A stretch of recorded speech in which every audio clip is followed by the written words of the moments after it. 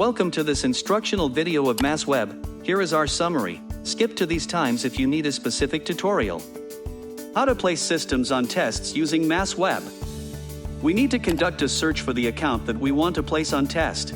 There are different parameters that we can conduct a search primarily through the account name, the address. Or we could use the Alt ID field to enter in the system number of the account in question. Once that's entered, it will bring us to a new page, and here we can see all the partitions that are associated with this system. The multiple partitions represent all the different means of communication as well as different areas of your facility.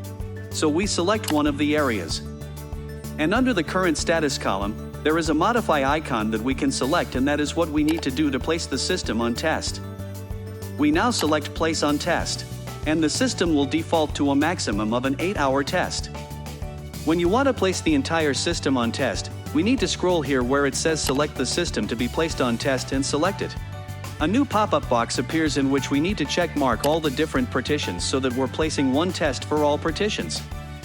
Now enter our MASweb password and select yes to proceed. Now reload the page to show the most current information. We can see that I have placed a system on test, as well as the secondary system, and now I'm presented an option to clear that test. How to place specific zones on test. We begin by conducting a search of the account that we need to work on using the Alt ID field. We will place the system number of the account and select one of the partitions that we would like to begin to work on. You select the modify icon and the blue tab where it says place on test. Now for specific zones, we need to select the zones to be placed on test.